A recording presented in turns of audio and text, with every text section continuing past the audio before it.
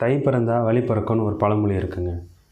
நம்மளுக்கு அந்த வழி பிறக்கும்போது நாம் எந்த தூரத்துக்கு போகிறோம், இல்லை அவ்வளோ தூரம் போகிறதுக்கான மன உறுதி நம்மக்கிட்ட இருக்கா அப்படின்னா அது கேள்விக்குறி தான்.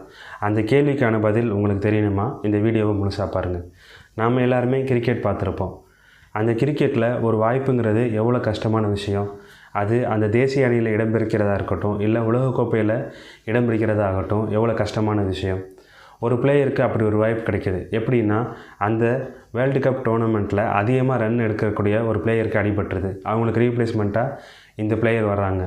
இறங்கக்கூடிய மேட்ச்னு பார்த்திங்கன்னா நேராக செமிஃபைனல், அதாவது அரையிறுதி போட்டியில் இறங்குறாங்க.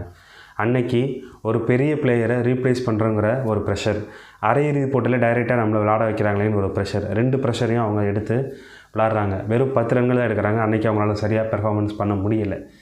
ஆனால் மற்ற பிளேயரோட பெர்ஃபார்மன்ஸ்னால அந்த டீம் ஃபைனல்ஸ் போகுது. அன்னைக்கு ஃபைனல்ஸ் மேட்ச். ஏற்கனவே 2 ப்ரெஷர், இன்றைக்கி ஃபைனல்ஸ் வேறு. அடிஷ்னலாக போன மேட்ச்சில் சரியாக பெர்ஃபார்மன்ஸ் பண்ணலையேங்கிற ஒரு ப்ரெஷரும் அவங்களுக்கு ஆட் ஆகுது.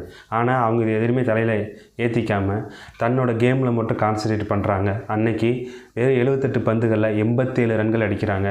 பத்தாக்குறைக்கு பவுலிங் போட்டு 2 விக்கெட் எடுக்கிறாங்க. அன்னைக்கு அந்த மேட்சை டீம் ஜெயிக்கிறதுக்கு ஒரு முக்கியமான காரணமாக அமைகிறாங்க. Player of the match award வாங்குறாங்க. அந்த டீமும் கோப்பையை கைப்பற்றுது. அது எந்த வருஷம் அப்படின்னா 2025. கோப்பை கைப்பற்றின டீம் இந்தியா. அந்த பிளேயர் ஆஃப் த மேட்ச் வாங்கினவங்களோட பேர் ஷெஃபாலி வர்மா. அவங்க ரீப்ளேஸ் பண்ண பிளேயரோட பேர் பிரீத்தி ராவல். நீங்கள் நினச்சி பாருங்கள், எந்த அளவுக்கு ப்ரெஷரையும் அவங்களோட கேம் மேலே அவங்களுக்கு இருந்த நம்பிக்கையும் இருந்திருந்தால் ஷெஃபாலி வர்மா இந்த பிளேயர் ஆஃப் த மேட்ச் வாங்குகிற அளவுக்கு அன்றைக்கி அவங்க பெர்ஃபார்மன்ஸ் பண்ணியிருப்பாங்க.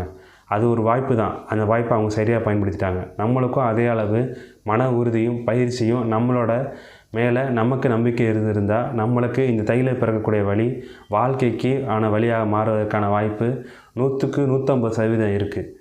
நன்றி, வணக்கம். அனைவருக்கும் இனிய தை திருநாள் நல்வாழ்த்துக்கள்.